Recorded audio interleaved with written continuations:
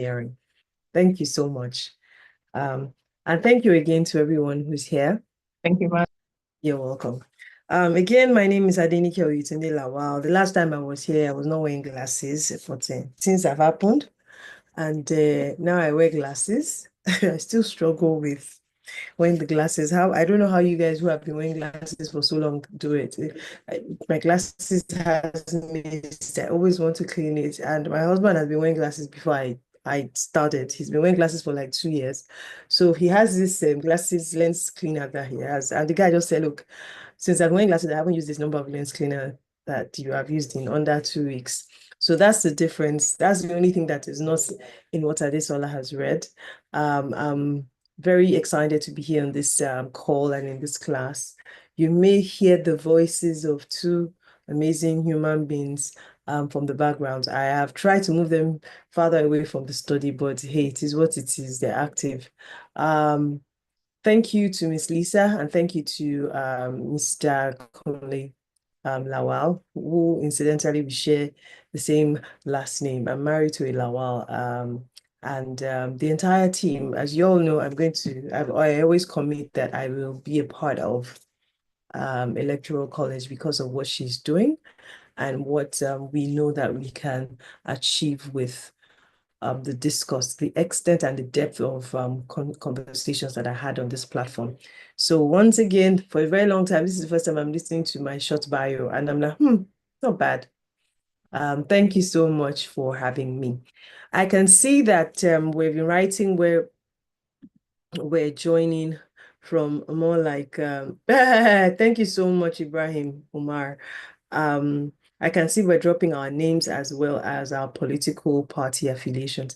One of the reasons I like this group is because you are not crucified for your political party affiliation. I'll explain to you what I mean by that.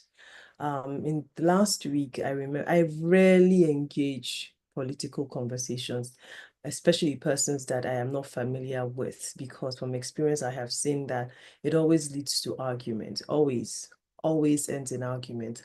So this day, I had seen someone post, it was, I think, 2 days or so after the church incidents, and I think 1 day or so after the schoolgirls were kidnapped, and the person had put something in their Insta story in the lines of APC.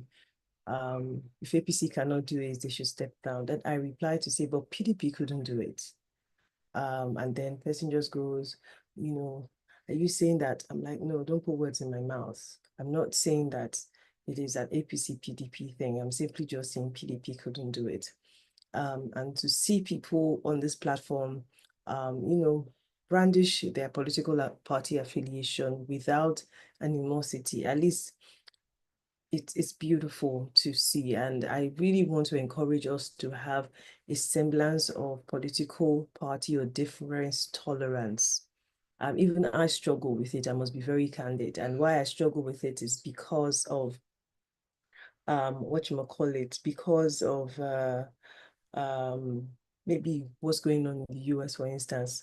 For people who follow me on social media, I pay a lot of attention during my downtime to what's going on in the US because I see that I use it to unwind. And because I'm in government here, there's so much I can speak of publicly. So I'll just engage myself with what's going on in the US. So thank you so much for this once again. Like I rightly have heard of talking about inclusion, women, youths, and persons with disabilities. I would like to also state that I am a person with disability, and if you are on this call and you are blind, whether you're totally or low vision, I am wearing my interesting gold colored frames, and I have my hair in DD in a shuku, and I'm wearing like an African print blue, I beg your pardon, predominantly blue outfit. And that's about how I look. Why we do this description is often for persons who are of low vision or are blind, because again, inclusion presupposes that we can encourage their full participation. When the Electoral College continues to expand and maybe now starts to, what's the word, admit students who are maybe deaf and blind or deaf or of low vision, what we now mean is our virtual classes will have to be tasked. So it means that we'll most likely have to have a sign language interpreter, because again, inclusion is way more than just a buzzword. It is action. And every day on the job, I see how inclusion, just like DEI, there are more buzzwords than they are action words for most people and corporations. So that's going to be my intro for our discuss this evening. When we discuss inclusion, oh, I forgot to mention that I usually will love a participatory class, but I may reduce the participation to sometime later in the call, because I'm going to have to rush through the class, as daddy is with both children and it can be a handful. One of the nannies has to do something. So I'll try my best to engage the class at a certain point in time. But ideally, my MO would normally be to open the floors to ask what people understand by the word inclusion. And to just very simply put it, without having to use plenty English, because again, English is often, how do I put it? There's something that my friend introduced me to. She says that it's called high sounding nonsense. And in the last maybe 6, 7, 8, 9 months, I have seen a lot of high sounding nonsense, from the religious conversations to political conversations and to just general knowledge conversations. There's also something called Dunning-Kruger effect, where people who know the list are often the front runners and the ones in front who are bold to talk about the things that they believe in, forgetting that, look, what they're talking about is not the fact. So inclusion in our discourse this evening, we've touched on what inclusion means. We'll touch on what women are, or who women are, who the youths are, who persons with disabilities are. We'll talk about, barriers that we believe are currently impeding inclusion. We'll also talk about what applies statewide, federally, as well as globally. And most importantly, we'll try to spend some time with talking about what the cost of excluding them, these three categories of persons, are in the political discourse as is.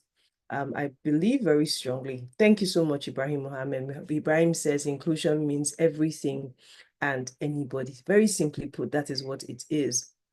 And in our conversation this evening, because we're talking about three categories of persons, we're talking women, we're talking persons with disability, and we're talking youths, with disability. And it just means that we're creating a society where these categories of persons can participate fully, because we have removed the barriers that exist, the barriers in the minds, institutional barriers.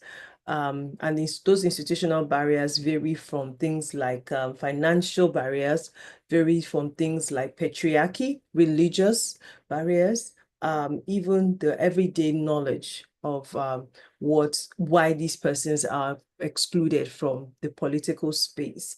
And religious is a very interesting discourse. I'm Christian by faith. And one of the things that I know that has armed a lot of patriarchal, misogynistic persons, not necessarily men now, I use persons, is the misinterpretation of what Corinthians carries. People fail to understand that contextually, when the book of Corinth was written by Apostle Paul, he was addressing a particular group of persons whose culture he was critically examining. And to think that women cannot participate in the political space is to also belong to the school of thought that women cannot preach. And, for people who do their research and spend their time to rightly divide the Bible, like I said, I'm Christian, you would find out that these are people who are ignorant in their revelation. So without a doubt, unfortunately, many patriarchal mindset human beings have pushed for that and have said we must not encourage women to get involved in politics. Their place must be at home with the children. That prerogative is open to every woman who so desires to, one, have a family, and two, have children, should she want to have a family. Unfortunately, when conversations of this nature are had, people have their bodies all stretched out in pain and are ready to go up in arms because, this person must be a feminist. Very simply put, if you take your time to understudy what the true core of feminism is, it was simply creating equal opportunities. Simple. But again, unfortunately, misrepresentation, again, gross misrepresentation, I dare add. People have spoken this and that. I'll give a typical example. For the two women in the Bible, in the New Testament, for instance, who Jesus was very proud to defend. In fact, a third one just popped in my mind, the woman with the issue of blood, the woman by the well, and the woman who was caught in the process of adultery. All three women had a man stand for them to protect them and look right back in the eyes of all the accusers to say what's going on here. The woman at the well, a very interesting story. Somehow the society makes it feel like, oh, body count is only a female issue. So it's the woman that has a body count. Jesus looked up to, she became the evangelist to say, come and see a man who didn't know me, but has given me so much in the short while that I met him at the well. The woman with the issue of blood, I don't know how many of you have seen The Chosen. It's also a depiction of Bible stories. And I love the depiction because for people who understand what the Jewish culture was, very rarely would you see women in the congregation with men. Why? Because culturally, women were supposed to be apart. And then for women who were on their menstrual cycle, there was such a whole routine. After the cycle, you would have to go to a certain place, you would have to stay here for 14 days, and then you have to have a certain kind of bath and all the Jewish laws. And for the woman who, I mentioned three things, caught in the act, the woman at the well, and the woman with the issue of blood, these three women had someone stand up for them. And for people who read the Bible, especially the epistles, critically, you would see that the substance had come. There was something they were looking for. He had come, he had dwelt in flesh, and then the epistle had become the x-ray through which we had to substantiate what we believe.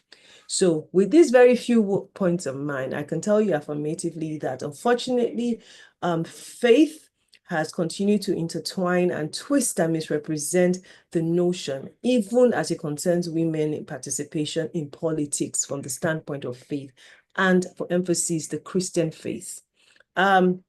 And why I'm using emphasis the Christian faith is, I'll be honest with you, I really have never, probed further about how Islam handles it. So I'm going to task myself for the next class to actually now do just a somewhat extra of how Islam portrays true Islam, or not misrepresentative Islam, women in politics and what have you. So very simply put, we know that female woman means a woman is an adult female human. And so that indicates, as you know, the plural of woman is women, basically. And so politically, it means that every woman, every female above the age of 18 in Nigeria can vote.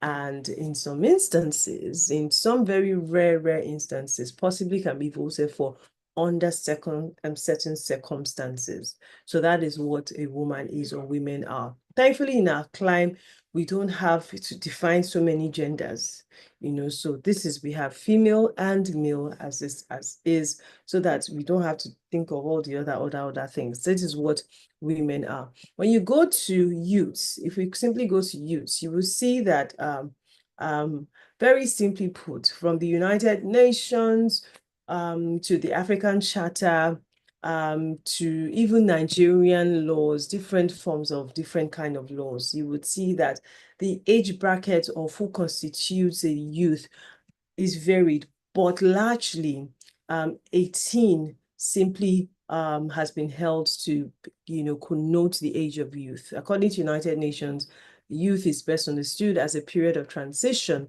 from dependency of childhood to adult independence. I dare say in the state of economics across the world, 18 are still not independent, unfortunately. I saw an article yesterday that says the richest generation now, research base, is the baby boomers. So those that are born my mother's age range, those in their, I think, 60s and 70s and early 70s as well. They are the that the richest generation as is. I also saw one that talks about the average age of home ownership across the world. It's been there was late 20s, early 30s, then mid 30s. So we're back to late 30s, early 40s now. United Nations now also says that using the term youth and young people often happen interchangeably. And for them, it ranges from the ages of 15 to 24. And but again, there is a poetic license by member states to define especially specifics about what age constitutes youth in their opinion. Nigeria at the moment, interestingly, has one of the highest ranking young populations across the world.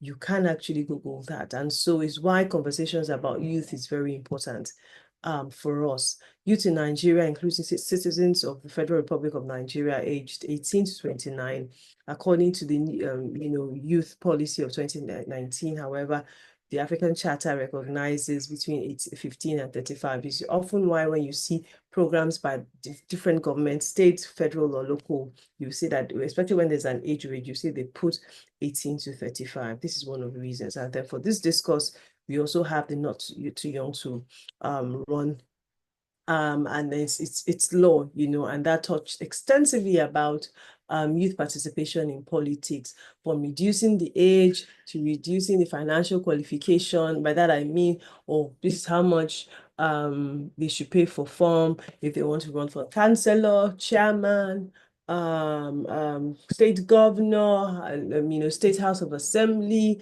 the Federal House of Representative, or the Senate as is. These conversations have come to bear.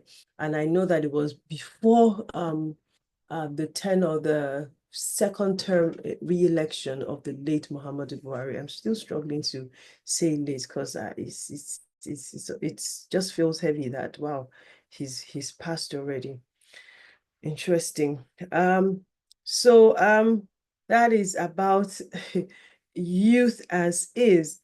So we also are going to touch on persons with disabilities as the case is, because it's very important for us to touch on PWDs. So again, I always, during the class, would also talk about a quick genesis or a run through, I beg your pardon, of terminology. So there was a time when we used to say persons living with disabilities. No longer is that terminology acceptable because, again, language, things are morphing over time. So we have removed the L, so it's now persons with disabilities. In Lagos State, for instance, these persons with disabilities have morphed themselves under something that we call clusters. And I have itemized some of these clusters here. In fact, yeah. So just walk with me through the editing. So it is persons with albinism. So instead of saying albino, it is persons with albinism, persons living, persons with, there was a time it was persons living with albinism. Even the people with albinism themselves don't even know that they're no longer called albinos. Yeah, that is the kind of job that I am faced with. But what I noticed from experience is that the people who are evolving are actually more considerate when they're using opportunities to educate people. So we have persons with physical and health disabilities, sickle cell disease, lupus, they are invisible, but yet they can be debilitating. Persons with neurological and intellectual disabilities. These are people that have things like Down syndrome, cerebral palsy, intellectual disabilities also touch on people that are, what's that thing called? They have high IQ. There's something that is called, the name fails me at the moment. It fails me if I remember. Then we have persons with achondroplasia, dwarfs. Then we have spinal cord injured persons. Sometimes we have persons that have hydrocephalus, so people that have the big head, or people that have the small. Many a times, most of them have their spinal cords affected. They are visually impaired. In fact, this terminology of visually impaired, we had a long discourse recently. And what we realize is that from clime to clime, terminologies also differ. In the US today, for instance, if you are a huge player in the disability space, you may not be admitted to use visually impaired, blind, low vision, or or totally blind. Those are the two. Then we have the hearing impaired here, which is deaf. There's another part that is the deaf blind. So there are some people who are themselves deaf and also blind. There's also that. And then we have the persons that are affected by leprosy. I grew up hearing, oh, leprosy, people who have survived leprosy, put them in the outcome. That whole thing, how the Jewish people used to live, exactly, just put them in one part of the country, in the town, outskirts. That's why I think there's a story in this Book of Kings about the lepers, who went into the town. Yeah, that's where it's called. Thank you so much, Mr. Olushola. That's the words. They're usually put in the colony. But in Lagos State, we have a different experience. And that's because a lot of the times, oh, it was contagious, it was this.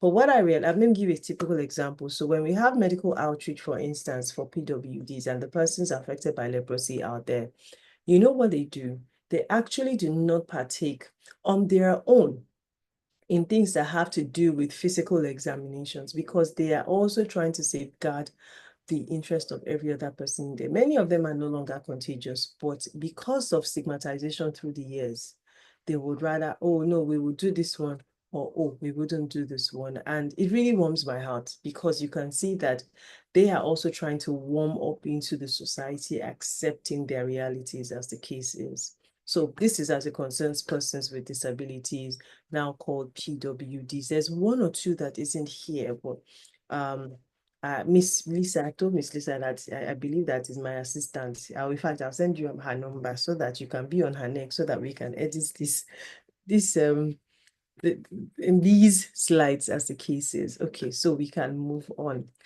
from this. So the World Health Organization continues to talk about the numbers of PWDs. In Nigeria, for instance, unfortunately, we have a National Commission for Persons with Disabilities. I do not know if you know, and that was set up by the administration of Muhammadu Buhari. And there's such a wide range of, roles and responsibilities as the case is. They oversee, supersede, look through everything that has to do with PWDs as the case is. And that's because in Lagos State had already inaugurated an agency about 2010, 2020, 2010, 2011, long before the federal started. So there were things that were worked on in what currently exists in Lagos, and things that were not in Lagos that the NCPWD was doing or is doing, as the case is. Persons with mental health issues. So the persons with mental health issues will normally come under the health and there's one categorization that I put there, the one that has the sickle cell lupus, because it's invisible. So a lot of the times they are put under that header. And that's why when we see depictions in Nollywood, or in skits, sometimes it's ignorance, sometimes it's just sheer stupidity, if I do say so myself. So we don't also say that mad person. There's nothing like mad any longer. The funny thing is, growing up, I didn't know what it was, but I just knew that description of mad didn't sit pretty with me. I just didn't know what it was. I wasn't informed, I wasn't educated, I wasn't exposed and more enlightened. So growing up now, and I'm seeing and hearing all of these things, I'm like, oh, this is probably why it never sat well with my spirit. So we no longer say that person is mad, mental health concerns. There was a case recently in Lagos State, and I know that somebody did such an excellent job, such an excellent, excellent, excellent job to teach the state government on the language. I'll try to look for it. So there was a video of a young lady who they had said had shown up at Panti, looking all dressed, and you could tell that she was disheveled. You could see that there was something going on here. So I had shared it with my honorable commissioner, and I know that they had deployed people to, what's it called, to go investigate what was going on.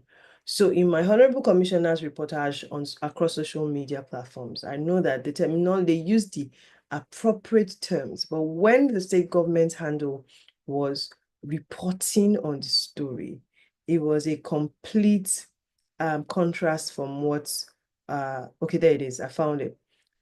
Exactly. I know that I found it. So this person, let me see what, okay, there it is. I found it says Lagos State Ministry rescues mentally unstable woman. That was what was on social media. And this person's handle goes in depth. And please permit me some minutes to read. It starts by saying ethical language and responsible communication in mental health reporting. Language carries power. The way government communicates about mental health can either build understanding or deepen stigma. This title, Lagos Ministry Rescues Mentally Unstable Woman, several words, though unintended, were ethically wrong and socially insensitive. Number one, mentally unstable. This phrase is outdated and stigmatizing. It defines the woman by her condition instead of her personhood. Better alternative, a woman experiencing a mental health crisis. This person first phrasing it reflects dignity and aligns with UN's Convention on the Rights of Persons with Disabilities, which promotes respect, individuality, and autonomy. Number two, rescues.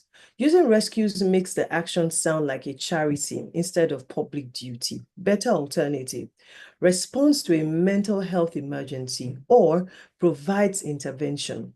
This language shows structured responsibility in line with WHO's Mental Health Action Plan 2013 to 2030. Number three, filed a complaint against the son. The wording breaches dignity and confidentiality by exposing a private symptom that invites ridicule.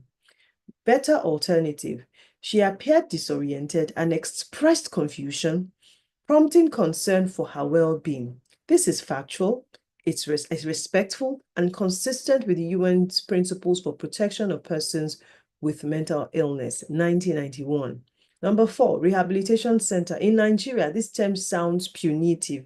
A better alternative, state-owned mental health and care facility. This shows support and treatment rather than correction or custody. Number five, missing rights-based language. The post should include an affirmation of inclusion and human rights. Suggestion or addition. This intervention reflects Lagos State's commitment to promoting mental health awareness, inclusion, and the protection of every resident's dignity. Collaboration and capacity building. To improve communication and reduce stigma, the state government should strengthen partnership with key advocacy groups. These organizations have ongoing public education and inclusion programs that align with state and global practices. Recommendations. Government's communication must model respect, confidentiality, and professionalism. And I saw it, and first and foremost, I was in awe because, wow, I didn't think that a caption such as Lagos Ministry rescues mentally unstable woman would have been so denigrating in itself. So to now talk about mental health awareness and illness as it concerns disability, I believe very strongly that we must all pay astute account to so much. The thing about disability that continues to humble me is the fact that no one knows when they will join this side of the discourse. And it's not a curse, it's just the reality. For some, it is extended family. For some, it is themselves. Because unfortunately, with disability, the numbers are continuing to increase. Why? Things like road traffic accidents, things like cancer, things like diabetes, things like lack of care, proper care, or poverty will continue to make people lose limbs in different ways. And in that sense, continue to increase the number of PWDs, things that are out of people's hands, like, births like persons with Down syndrome or cerebral palsy or autism, ADD, HDHD. These are things that are outside of people's powers. And so every single day, a child is born, and in that quota, there are children who are claimed to be living worse autism or cerebral palsy. So that's why the education must be intentional as the case is. You understand why persons with disability is very dear to me. Okay, so moving on, and when it comes to inclusion, so imagine that a person who is going through a mental health crisis and is 26 years old and has senile moments, goes to register during maybe a continuous voter registration exercise, and their neighbor who is privy to this information sees them, and the neighbor starts to shout, where money? But non-Yoruba speaking people, he says, that person is mad. Don't register this person. No. In itself is discriminatory, because that individual has moments of senility where they are calm. For some of them who are medicated, when they take their medication, they are calm. They are cognizant of their environment. They know certain things. I don't know if any one of you has had family members who have had this experience. I've had an auntie when I was way younger, and I was not smart enough to understand what was really going on. But I could pick a few things. One of the things I knew was she had one of those moments, and I will never forget how, for many years, she would show up at ours and always just extend gratitude to my dad, because apparently my father was the one that ran into the streets to ensure that they had to bind her and put her in a care facility so that she could get the care that she needed. And she would always say that she was indebted to my father because she feared that if he hadn't done that, she would have probably just roamed on the streets and maybe somebody would have raped her, and she would have most likely walked from Lagos to maybe another state and just be circulating in missing person post, as it were. So these sort of moments and these sort of realities are realities that we must take into cognizance when we're talking about excluding these categories of persons. For women, for the youths, and for persons with disability. Let's quickly run through the barriers that are impeding these inclusions. Just this afternoon, when I opened Google, I saw an article that was posted a few days ago, and the article, the writer of the article identified a few things. One of the things that stood very strong to me, the person said, high youth unemployment and underemployment are factors hindering young people and women's participation meaningfully in politics. And using the term meaningfully is very profound, because again, we know that thuggery has been associated with a category of persons here, the youth. We always say, oh, when it's time for politics, politicians will engage the youth, pay them money, and then promote, encourage them to cause chaos and mayhem. To be meaningfully involved in the politicking and political exercise, unemployment plays a huge factor, because if you have a 9 to 5, whether you are self-employed or working with someone, you are dedicated to the value of your time.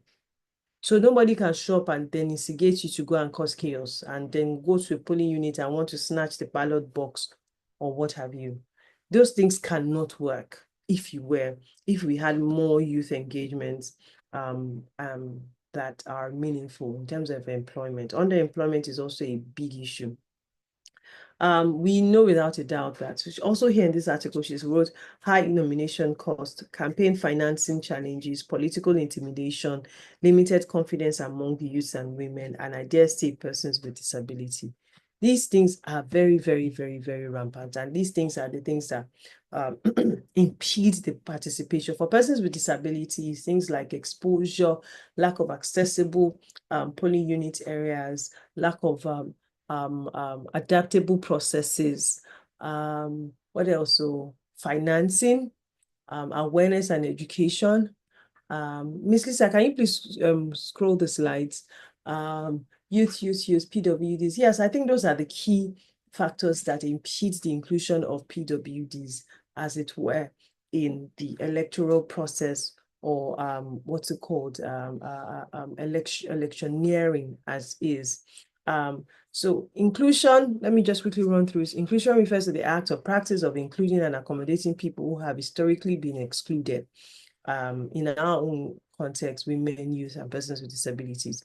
For PWDs, you agree that exclusion has been the order of the day, not until recently, where education has started to throw light into, why it is necessary for these categories of individuals to be educated, and I know that education played a huge role, and one of it was Elizabeth Torrey, a missionary who came into Nigeria and was able to put a somewhat conversation starter, to intellectually disabled persons in Nigeria in the I think it was 30s, in 30s or 40s.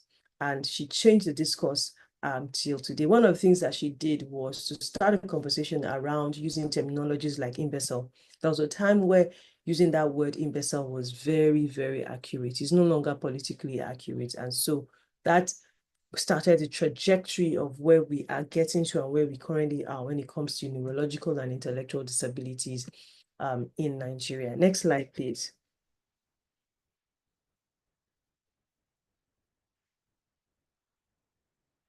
Okay. Yes, this is very, very, very, very, very key for inclusion. You know, when you talk about inclusion,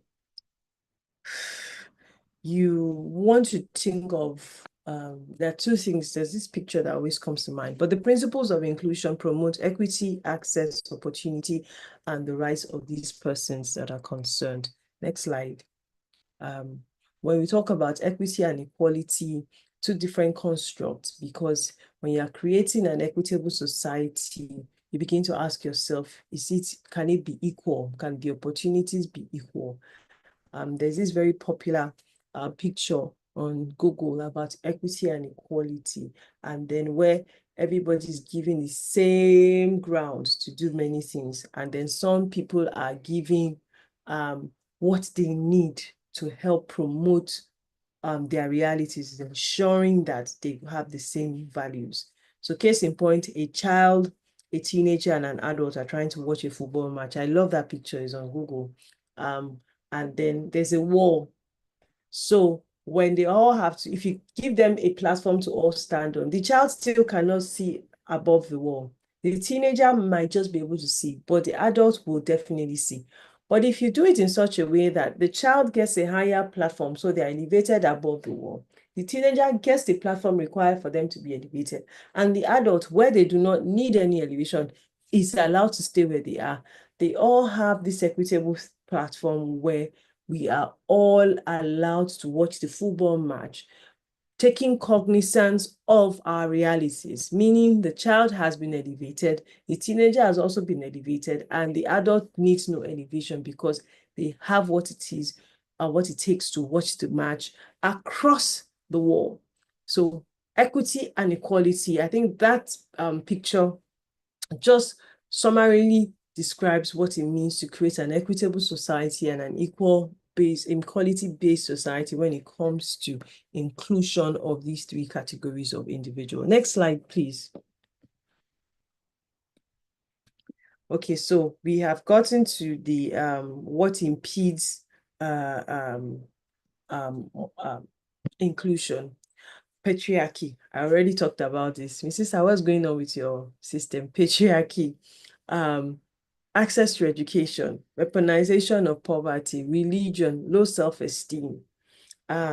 These factors and the factors that I mentioned earlier, as mentioned in this article, high cost of nomination forms, campaign financing challenges, political intimidation, and limited confidence of the youth are some, not necessarily all, but some of the issues that we see that impede the participation of these categories of individual. When I mentioned what I read out one line in the article, it said when these youths are meaningfully employed or engaged is very, very, very, very important, because young people and women must participate meaningfully. Women should not just be seen as the ones singing the praises at the political rally or the ones who are always in charge of feeding. There's a lot more that women can do. And unfortunately for us, the narrative and the optics is that we sadly have to prove that we have the value to add to it. Moving on as well, lack of adequate and equipped representation, lack of vision or no succession plan, lack of interest, career driven, unsafe political climate, accessibility of polling units, polling materials not disability friendly than the interest. You see this unsafe political climate. If there's any country that we had never paid attention to, it's the US. It is so unsafe now. It is mind-boggling. Like, sometimes I'm watching the US and I'm like, I must be dreaming, because the US had spent so much on public relations all these decades. Nollywood had created a picture perfect example. So whenever Nigerians are talking, or when people in developed nations are talking, would always easily say, oh, look at America. Look, America is in the mud as we speak. Is in the mud. Corruption has never been this blatant. Like face in the face like this, you can see somebody who is benefiting just himself and his family to the detriment of over millions of people, and it doesn't matter because, hey, he's the chosen one, apparently. So the unsafe climate thing, unfortunately, has now been exemplified, even though they had used Magomago to subdue it for such a long time. We can now see in the open that, nah, they've been corrupt way since, but they've just used. In fact, there's stories. I remember David Ondeni's article. There's stories about how the chaos in quite a number of developed nations can be tracked and traced to many Western countries because of benefits. Africa has continued to be at the back end. There's this article, I say article, there's this documentary I would really love to recommend to you guys if you're a documentary lover like I am. It's called The Grab. I think it is on Netflix as well. I'm trying to look for the flyer. I watch documentaries a lot, a whole lot. In fact, this is one of my love languages with my husband. You just sit, you don't have to read a book if you don't have time to read a book, but you can actually watch The Grab. There's another one on Netflix called, and I know Nigeria was right there in episodes 3 or 4 or so of that one. The Grab, oopsie, I think I deleted it from my mobile phone. So I have a highlight on my Instagram about movies because I kind of see quite a number of movies. But what the Grab does is the Grab shows us exactly why African nations cannot be bamboozled by this savior mentality from the West. The recent conversation we've been having is come and save us or don't come and save us. And I remember telling my cousin that I don't have a problem with asking to be helped, but I have a problem when the antecedent of the supposed savior has no track record of genuine resolution or peace away from themselves. There is no country that the US has stepped into to resolve their issues that has remained the same, not one African nation. And when you watch The Grab, yes, GRAB, that's the name of the documentary. Let me see if I can remember what platform it is on. What The Grab does is it shows you point blankly. It was released in June 2024. I think it's on Netflix. Yeah, I think it's on Netflix. If you watch it, it's how many oh, interesting, 2022, my bad. And it follows investigative journalists, that uncovered several efforts about the food and water resources across the world, and you will be pleasantly surprised. Pleasantly.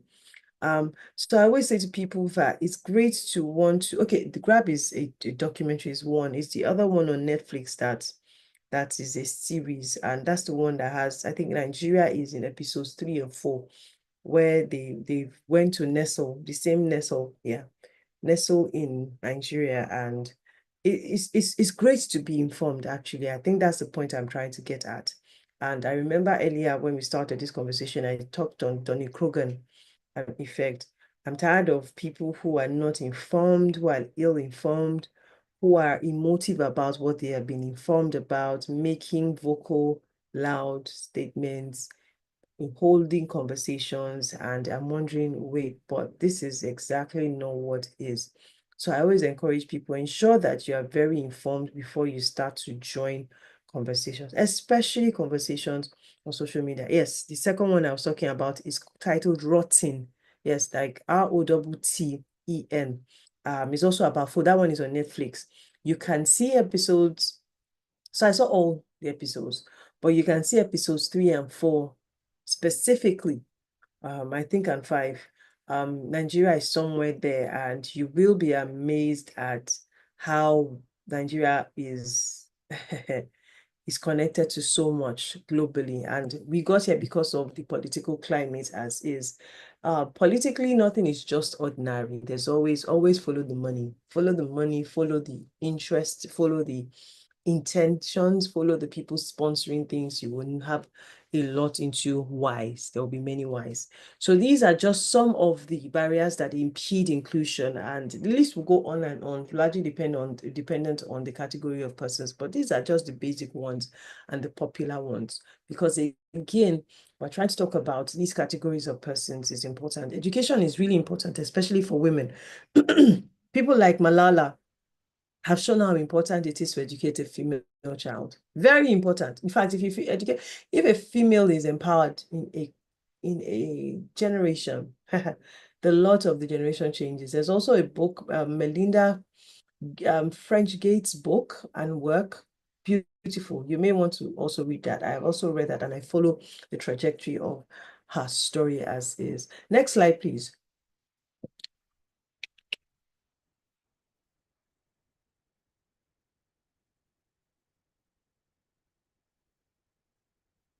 Okay, so the way forward. Because we have identified the issues, we talked about education, talked about financing, talked about employment, unemployment. We talked about accessibility to polling units areas, talk about adaptable and accessible polling materials. The list was endless. One of the few things that will be important in this discourse is to ensure that the political space, the election exercise, specifically targets persons with disabilities. If I'm trying to talk about PWDs, case in point, a person with albinism, a person with low vision, a person that is blind has a right to vote and be voted for. Yeah. A person who is probably non-verbal, non-communicating, or a person who is deaf also has a right to vote and be voted for, ideally, under normal circumstances. I know that INEC since 2018-ish, started to provide materials that would help. Yeah, has it been sufficient? It hasn't, because again, the awareness is also not out there, but the process has begun, providing magnifying glasses, providing systems that allow blind people vote and be voted for. I know that this Anambra election that just happened, they were gunning for about 100,000 PWDs to actually participate in the elections, and the data is not out yet, but all of us are waiting to see how that fared. Sign language interpreters can never be overemphasized. Braille materials, there are also Braille polling voting papers for PWDs. I have seen, I know that. Affirmative action and inclusion budgeting. These 2 points are different yet closely related, because affirmative action is, hey, we are going to ensure that this happens. We are going to do this. We are going to, and we are solidly behind it. I'll give you a very typical example. What just happened in Lagos State House of Assembly? It broke a lot of hearts, because for the first time, a female, and then before we knew. So there's just a lot of work to be done. There's a lot of work to be done. In Lagos State, for instance, we used to pride ourselves in the cabinet, the ESCO of the state governor, having one of the highest numbers of females across the state. Yes, the numbers dropped in his second term, but it's still fair. But the numbers dropped. Lagos State still has one of the highest numbers of female justices across the judicial system in the country. But there's still a lot of room to be done, a lot of room to be occupied, and a lot of work to be done.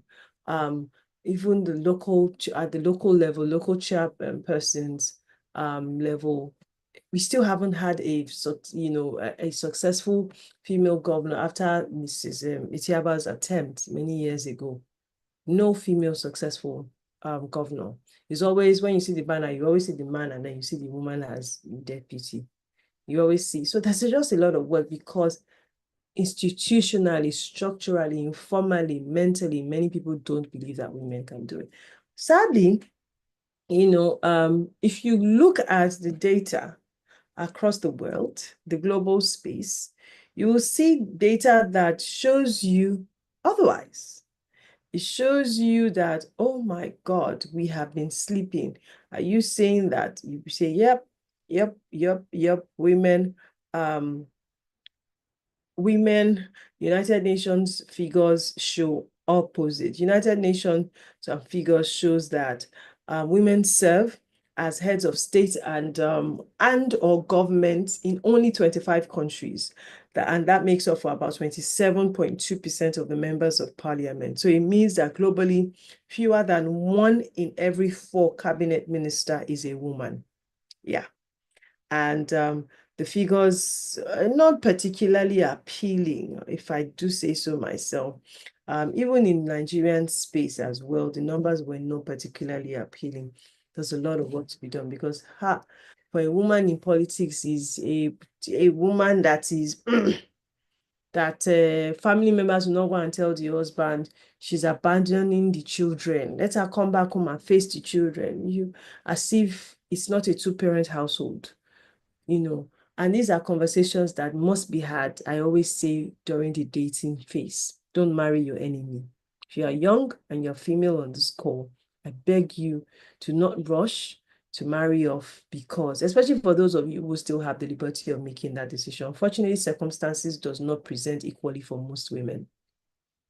For women who can, I plead with you to not rush. Do not get married to your enemy. Sometimes it is not conscious. Sometimes it's unconscious bias. The one that was trending last week was the video of that pastor. And when you watch it a second time, you would see that it came across like he didn't seem to want to denigrate his wife. But in actual fact, what he was doing was he became the obstacle that was standing in the way of his wife to become a progress. My husband, for instance, says the opposite. My husband said, when am I retiring? That's what he says. What's next? Where are you? When am I retiring? My husband says it. And it's completely heartwarming, because there are no bars. It's non-existent. It's why when we see men, for instance, take their kids to children's party, we are clapping for them and applauding them. And I'm wondering, wait, I once did this. We shouldn't do this, because especially on the standpoint of parenting, whether you have female kids or male kids, we always set the example and set the tone for our children. There are some of us whose mothers did exceptionally well as female civil servants and ascended to the very top, got to the permanent secretary, became honorable commissioners, and the home front was good, was very good.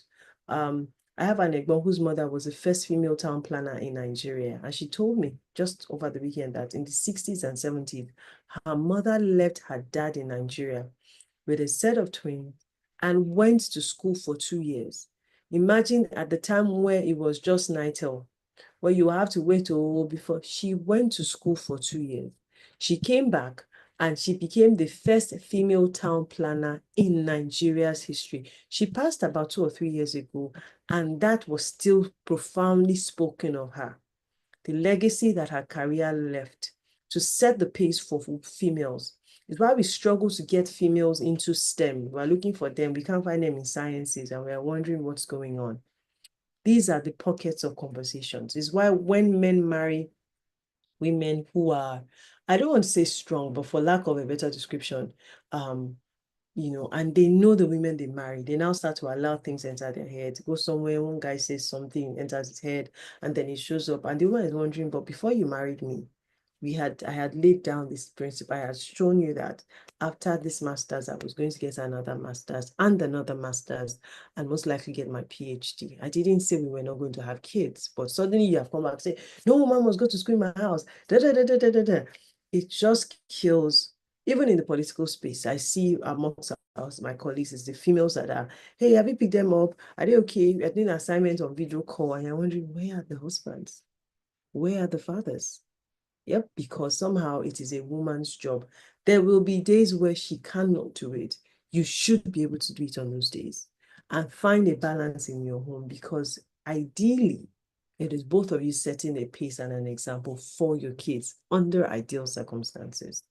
So for me, it's why, and when I deal with women with disabilities themselves, it breaks my heart, because the conversation is even worse, completely worse. That women with disabilities who themselves don't believe they can get married genuinely to people who love them, but pity them. And so anything that comes, they just take it and they just move on. I've had a woman come into my office, and I don't know if I shared this in the last class.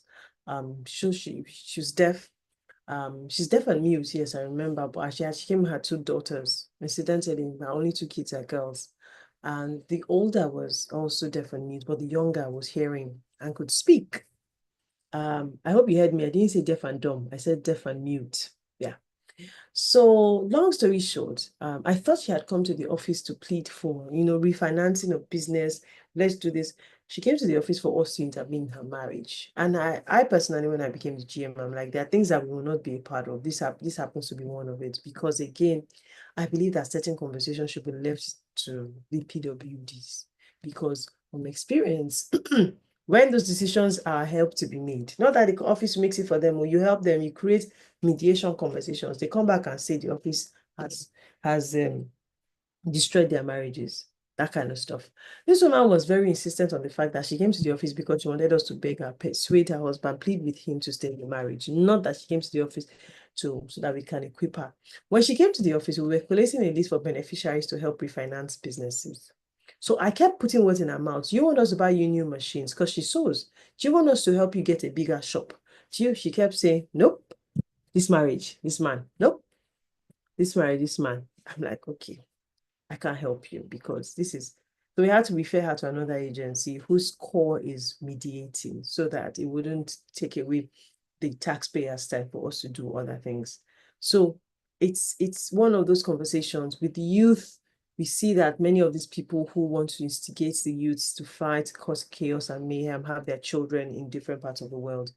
On social media, we fight ourselves, PDP, APC, AD, ADC, but their children get married. Yeah.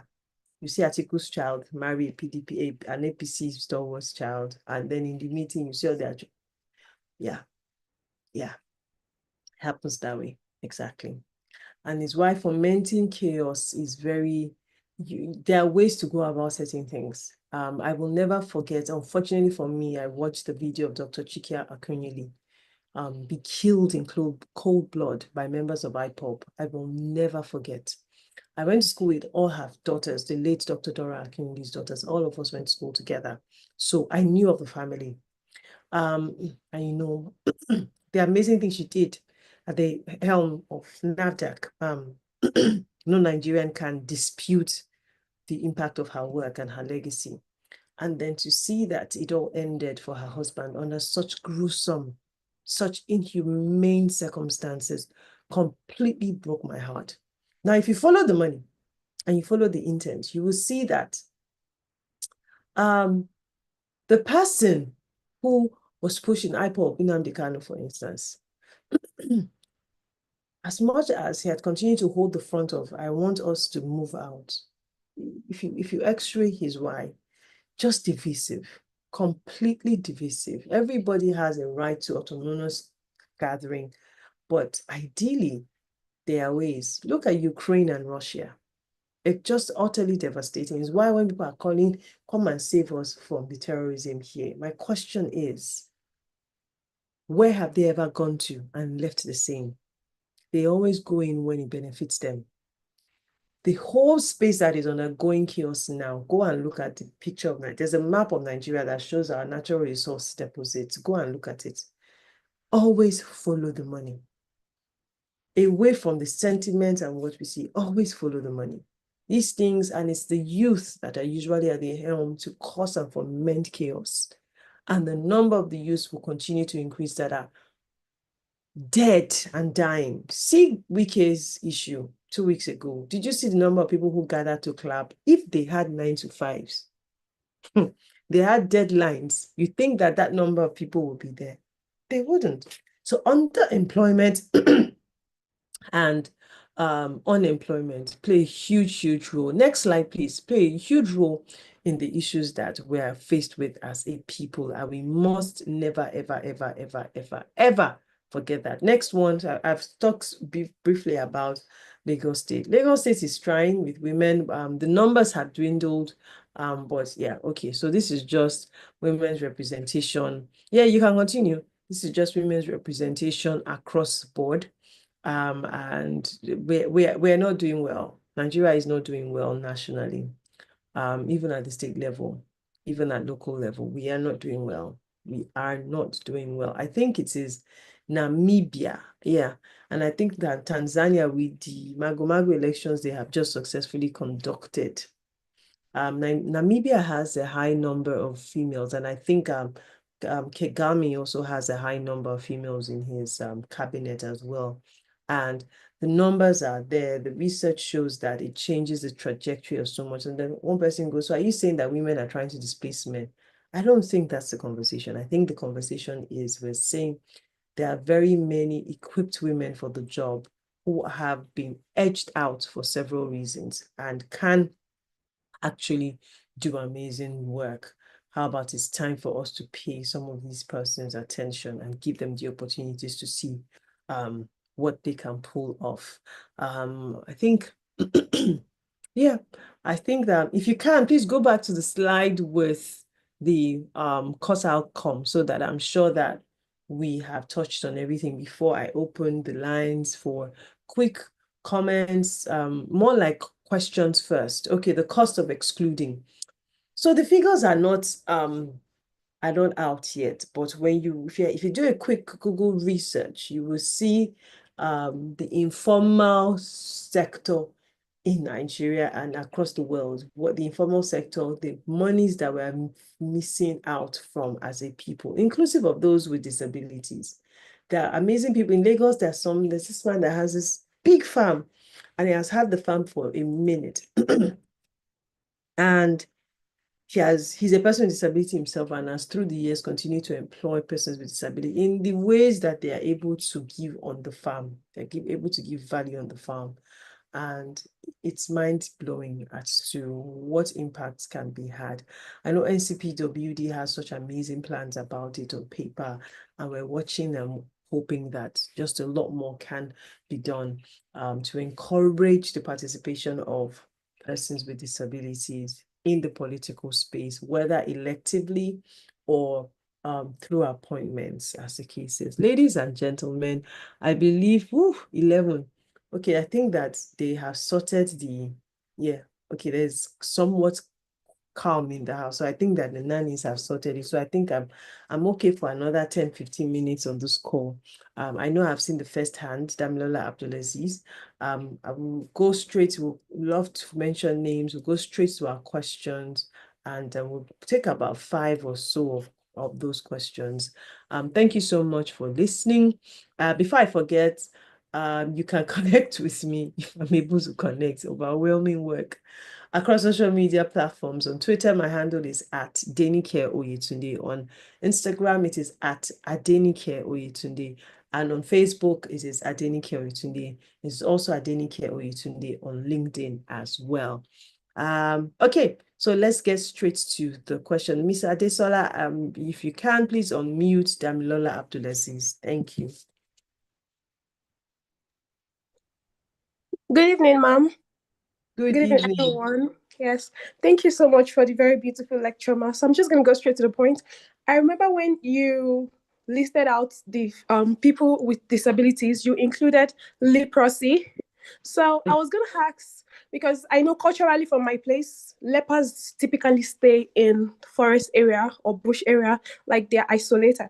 So I was going to ask you that if we are going to make like a policy to include people living with leprosy, how do you think that how do you think that can be achieved? Because How? Like, I'm just wondering how, because Okay. definitely if someone with leprosy comes around and wants to vote, people will definitely not want to be around them due to what they've Okay. heard about leprosy, amongst Okay. others. So that's my question, ma. Thank you so much. You're welcome. So there are two things. There is contagious and infectious when it comes to leprosy. And first, yes, leprosy is contagious, but it is not highly infectious. And a number of the times, many of these people have undergone treatment, at least from my experience in Lagos, quite a number of them have been treated. But because of the stigmatization, they have nowhere to go to. So you find them still living amongst themselves. Then the ones that I know in Lagos are the older ones. Thankfully, because we don't have the incidence of younger infected or living with leprosy people has reduced to barest minimum, even though it still exists. So I believe very strongly that we have in Lagos, we have over 300 primary healthcare centers. And those primary healthcare centers and medical personnel are the ones that can actually give a pass mark record of this person is no longer infectious and can relate in the society. This person has an incidence of treatment, has followed treatment, is clear. Those things can help. And those things can also help promote their participation in the election process. For instance, if a person is no longer infectious, nothing stops you. You're just on the queue. You're on the queue, you go to accredit, you probably go back and come back home and then pick up your polling card and then paper, vote, and boom, you're out of it. So it is the ones that are highly infectious and contagious that themselves don't come into the society. And I noticed from relating with them that they always know the ones that are highly infectious. And if I'm honest with you, especially in Lagos, I don't know any other part of the country, so I can't hold water for them. Especially in Lagos, they are not infectious, especially the ones we relate with on our own end. So imagine that this has happened due to no fault of theirs. They are no longer infectious, they are not contagious, but we still choose that. Leave them. Oh, no, this one's. It's discriminatory. So if I dare say, I believe that the health workers at the local level have a lot to play when it comes to their being voted for, because I don't know any one of them that is politically interested in running, at least from what we relate with here in Lagos. Okay. Next person, please. Okay. There was a hand in the Any other chat person? box. I think the person Oh, didn't know how to raise his hand. okay. Yes, Denike. So I would ask Jonathan Atiang to, I've asked him to unmute because I think he has a question, but he Okay. raised his hand in the chat box. Jonathan, go ahead, please. All right, good evening, Ma. Good evening, sir. Yes, thank you very much for the lecture. You're welcome, So, sir. what interests me a lot was the discussion about PWDs. So I had the opportunity of taking at least a course on this subject. Wrote a few papers while I was in school on it, and so I was so happy when you were discussing it. So one of the challenges, the challenge you brought to me rather, was the task of refining my language when it comes to addressing people with disability. And I don't know how easy that is. It seems like a very big task. So I would like to ask, for instance, you're Yoruba, if I'm not mistaken. How do we translate some of these nuances in language use from English, for instance, to Yoruba Oh, this is a language beautiful in question. addressing? Beautiful Yeah. question. You know why it's beautiful? I was on a radio station last year, a Yoruba speaking radio station. Of course, I struggled my Yoruba. But then the host, the presenter wanted to argue with me because apparently the presenter, I think, has a PhD in Yoruba, and wanted to argue with me about language. And I said, I'm sure you know I'm not a linguist and I'm not a language professional. But I said, if there's one thing I'm very positive and sure about is the fact that Yoruba has one of the most denigrating terminologies when it's describing PWDs. And the sooner Yoruba begins to understand that it needs to morph, the better for us. This person was just trying to, I said, I'm not here to argue. I'm simply here to tell you that it will die if it chooses not to evolve. So for me, I don't think that there is yet an agreement and an acceptance that the Yoruba language needs to evolve, especially flowing from that conversation. However, I have an Egbon who is a linguist, a Yoruba linguist, and is currently a lecturer outside of the country. She moved with her family about 4 years ago. And I know that whenever I struggle with Yoruba, my amium or my intonations, I'm trying to get the meaning of something, I reach out to her. And she's very much on the same page with me about the need for the language to evolve. When it would evolve and who would spearhead that conversation, I am not sure. But I know, in fact, the Yoruba terminology for disability is so denigrating. Jeez. So I don't say it. And I would always hide on that, my Yoruba is epileptic, which is not something to be proud of, but I would always use that as a reason why I shouldn't use that terminology. So I would always say PWD, PWD, because it is, in fact, when we're doing some public service announcement materials recently, I remember the voiceover art and presenters say, do we use in your, it's, I don't even want to say it. So I don't have an explanation or an answer as to when it will morph, Mr. Jonathan. And this is just Yoruba. I don't know how it plays out in Hausa. I don't know how it is in Igbo. But if there's anything that I'm very positive about, that the same way English language is evolving, these languages must, of a necessity, evolve when it comes to these descriptions. I hope I've been able to just throw some light. I think there's another person here, Olushola David. Yeah, good evening, Good evening, sir. Okay, my name is Olushola. It will interest you to know, that I'm a PWD. So I took interest, yes, in your lecture. And let me quickly respond to who just asked the question. In Abuja here, where I'm based, we just finished a 2-day dialogue developing a communication material that will advance the use of words for persons with disability. So it's ongoing. Ministry of Health too is developing an IEC material also. So very soon it will spread across Nigeria, where we specifically put out the kind of languages you can use with persons with disability. And it's going to be translated in 3 indigenous languages. Key languages. Very soon, yes, 3 languages. Now, my question is basically on women who have a form of disability who are vying for political offices. Let me first of all say that we must commend the office of President Bola Ahmed Tinubu, who has, for the first time, appointed PWD as an SC. I work closely with him, and then that's a very good step going forward. And most, I would say that it's not been, look, my question, let me leave the contribution. Why is it very difficult to accept PWDs who are women into politics? They do everything normal. They give everything, yet they are still not being considered. Because here in Abuja, I work with, I don't know if you know Madam Lois. I work with her, and then I know Lois Oilta very well.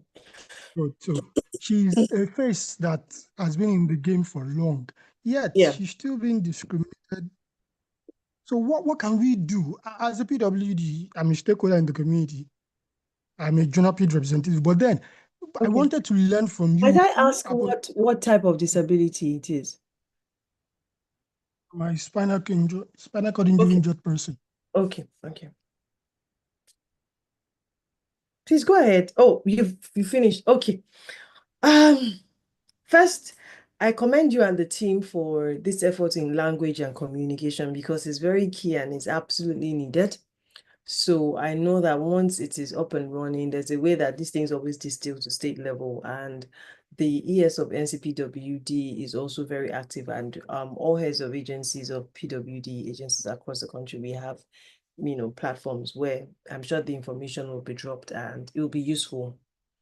To be honest with you, I just feel like the question you've asked is rhetorical, because there is no answer, unfortunately. I don't know if it is being vocal. I don't know. I don't know if it is being assiduous. I don't know whatever it is that is working for others or hasn't worked for them. But one thing that I know that has worked for me, and it might sound very cliche, is the grace of God. I'm telling you this point blankly. We've been at the Lagos State for this December will make it 2 Decembers that I've been appointed, and in the agency's almost 15-year existence, we haven't done as much as we have done in under 2 years. I also know that from experience, physical appearances and showing up at certain places changes the game. I'll give you a very practical example. I wasn't to go into the office tomorrow physically, but I have to go in tomorrow physically. You know why? I want to submit certain things that deadline has passed, but I'm going there physically to see it. And in this one, it has to work. And at every opportunity I have shown myself at physical places, it has worked. But I see that with PWDs, unfortunately, especially for spinal cord injured persons, there are places that they cannot get into, structural impediments. And I see that it hasn't played out well for us. Unfortunately, it is what it is. Because you're a spinal cord injured person, is why I'm being pragmatic with you. I don't know if it is a discrimination in itself, but I see that there's something that the physical presence of the person does and changes the room. Whether it is the emotions that we're trying to tap into, I don't know what it is. But again, I hold out that my own experience has been one of grace.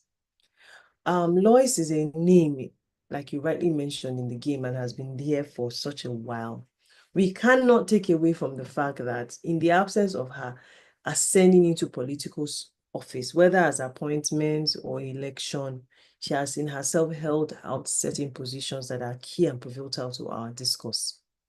When she will be successfully elected into office, I can't tell.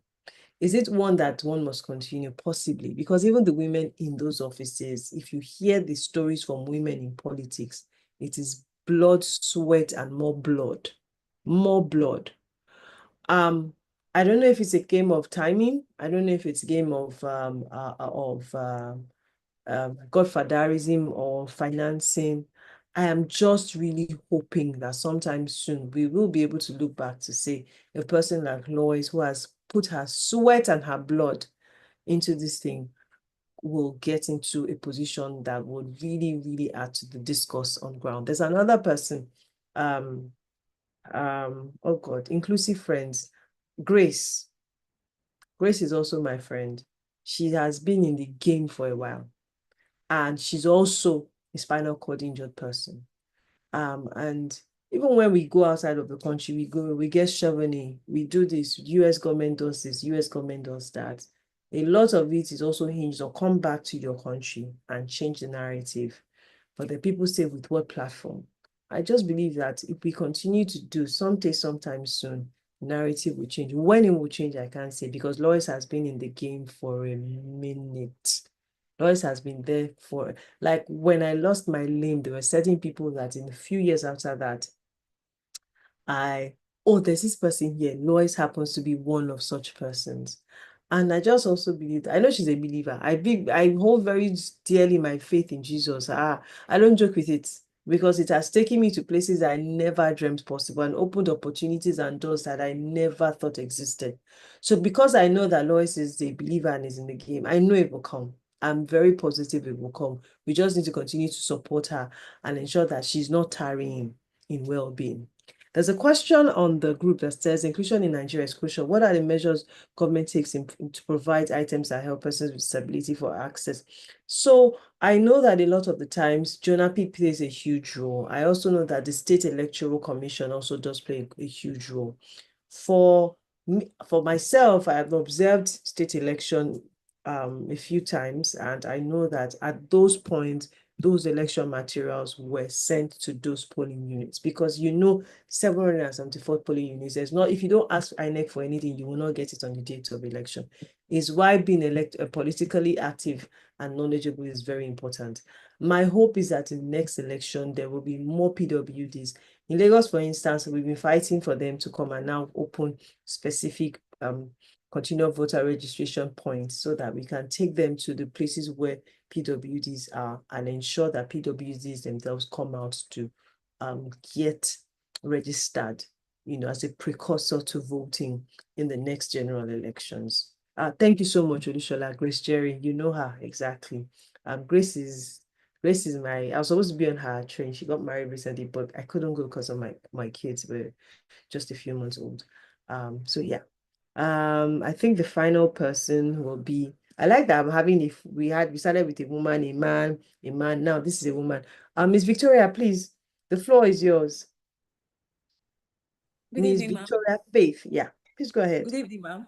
Good Thank evening, you ma'am. for the lecture, ma'am. You make mention about women to be careful in terms of their marriage, how the choices they make because it can affect their dreams and the rest. I accompanied someone to Ministry of Women Affairs.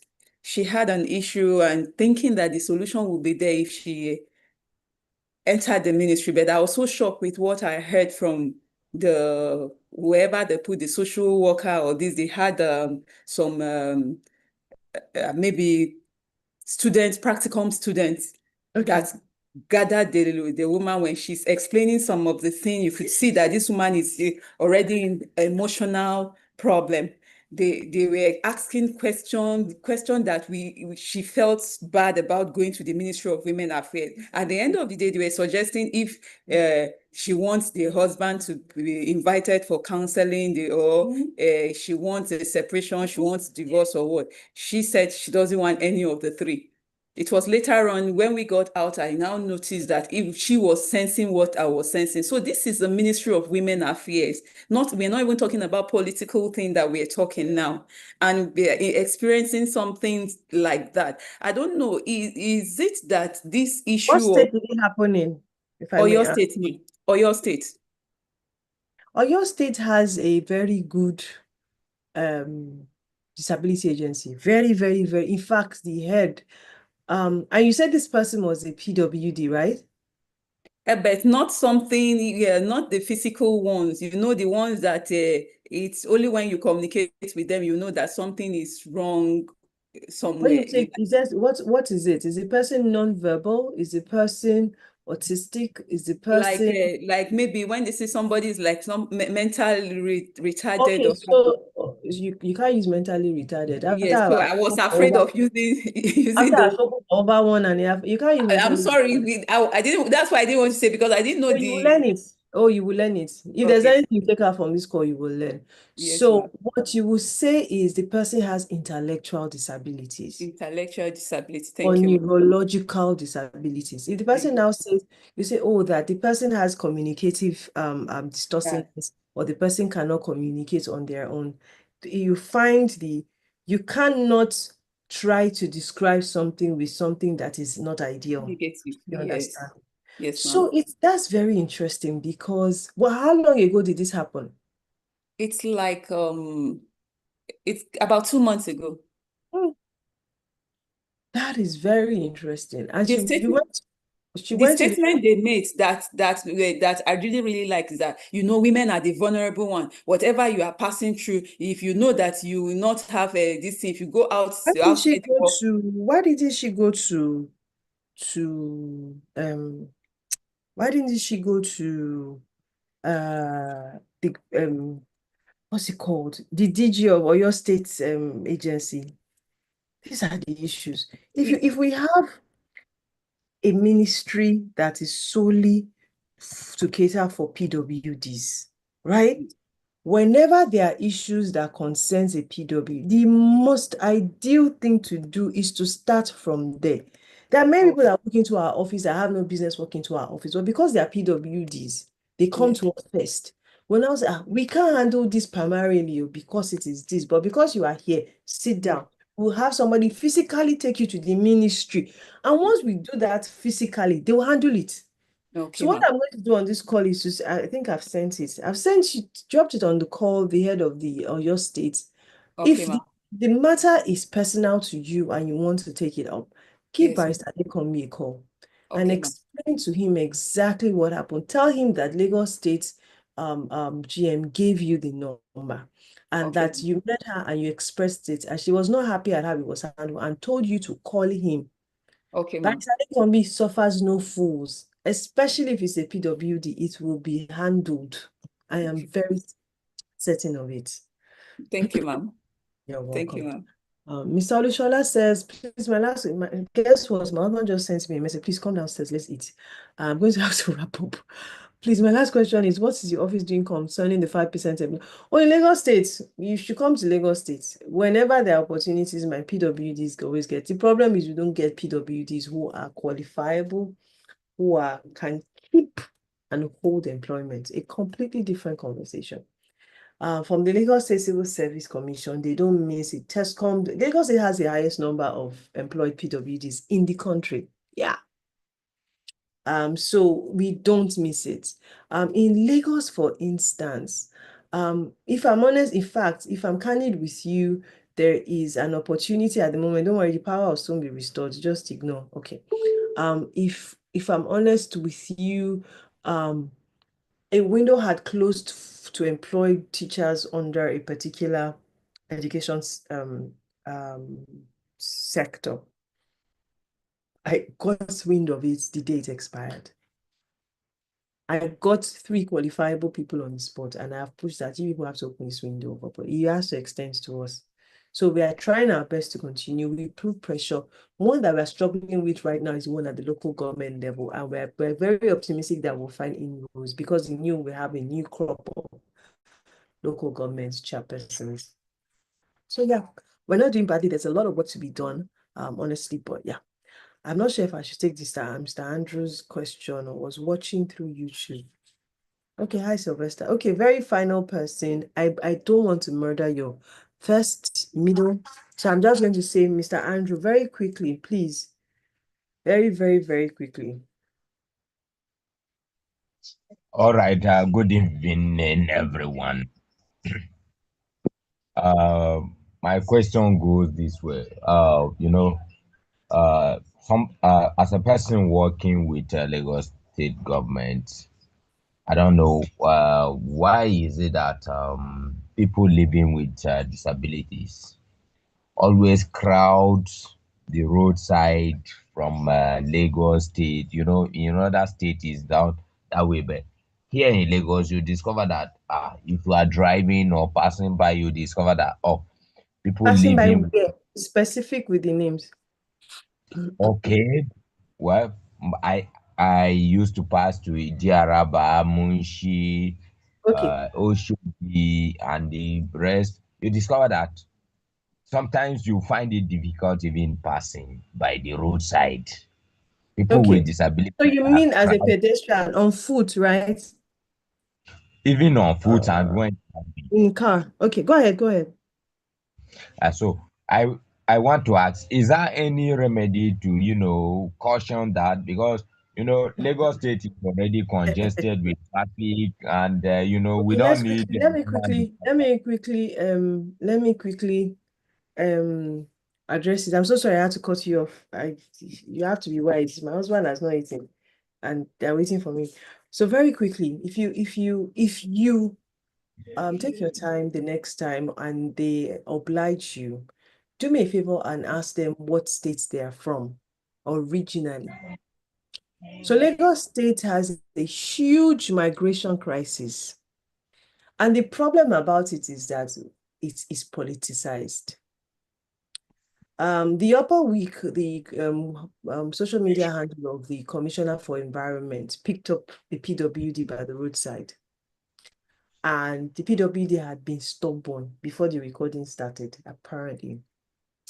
And though I didn't like the way the person was jacked up and was carried into the truck, I remember the handler say, but disability is no excuse to disobey the law. We have a problem of one admitting that majority of these PWDs are themselves migrants from other states. And because Lagos is the land of opportunities, everybody comes into Lagos. On an average, If you go to, I can't remember the statistics because I'm also a Federal Road Safety Corps Special Celebrity Marshal. And I remember that they doled out the data for us on the people who mean on a day, in an hour. It was about an average of about 5,000 to 7,000 people unofficially who come to Lagos every single day and have no intentions of going back. Now, there are beggars, unfortunately, who are PWDs who have made a huge livelihood from the job and have gone to promote it as a source of livelihood and thereby encouraging more people to come. It might interest you that there are people who cut their limbs because they want to beg. I'm telling you, hardcore. So Lagos has a problem. Now, when some of them have been picked up from the roadside in the bid to empower them, sadly, more than half of them do not want to be empowered. I remember it was one government who picked up people from the roadside and took them to another state. Everything's politics. So if you sit down and go through Google, you see all the newspaper clippings and reports. One governor said, oh, we're going to pack all the street beggars and take them out. Oh, you can't bring them to my state. What do you mean? So what does Lagos do? Don't forget that Lagos does not have a facility where we can keep all of the teeming growing number of these categories. They will like it. Oh, once you are giving them 3 square meals, they will love. In fact, they are just going to be taking care of them. Do you understand? So the problem really is that at the governors forum level, these issues are being dragged, and I use that word specifically. It's a ticking time bomb because sadly, majority of these people are from a certain part of the country. And because of how sensitive religiosity, ethnicity, everything is, I can't even mention because, you have called, which is what has happened to the new movie on Netflix, The Herd by Daniel Etimefeong. I watched the movie yesterday with my family. We moved on. This morning, I see that it's trending. Why? Because, why do you depict Muslims like this? Why do you depict Northerners like this? But there was a pastor that was from the West. Why are Westerners not fine? Everything is political. So I'm not sure yet how we would navigate the issue realistically, because as with New York, Lagos has a migration crisis. And you stand a chance of being able to Donald Trump, you are racist, you don't want migrants to come. They are the ones that, if you look at it, most of the people from a certain part of the country are the ones that do the security people. They are the ones that do the triple pay. They are the ones that do. So it is a lot. The reality of, you cannot, unfortunately, move them out. Sadly, you can't. State governments have done it. It hasn't worked. It has gotten a furore of sorts. In fact, Lagos State has 2 homes that I know, one is in Epe, one is in Badagry, filled. You know the funny thing? Let me tell you the interesting thing. It has been done unofficially. In another week and a half, the numbers triple, their back. They come back. They pay. See, they pay the trucks that bring these animals from a part of the country as reduced transportation to come to Lagos, so that Lagos becomes their land of opportunities. The problem is if we want to be honest, what are the northern state governors doing? Your people cannot be living in droves. So we are back to insecurity. Well, we can't stay where we are born. We can't stay where we always live. The terrorists are coming. We have to leave. We're going round in circles.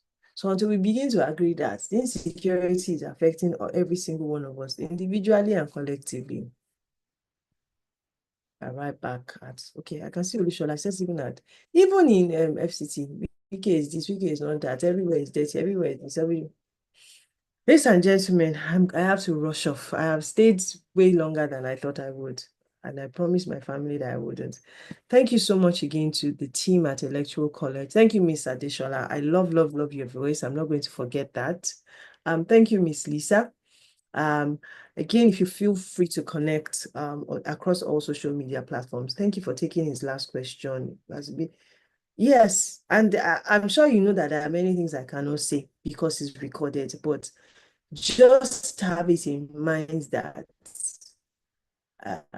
leadership is very hard. Have a wonderful evening and a blessed week ahead. Thank you so much. Connect on social media platforms, like I said earlier. Thank you so much, Miss Lisa. I don't think I have anything. I have not said anything that I should have said. I should put words in my mouth. Have a wonderful evening, everyone. Cheers.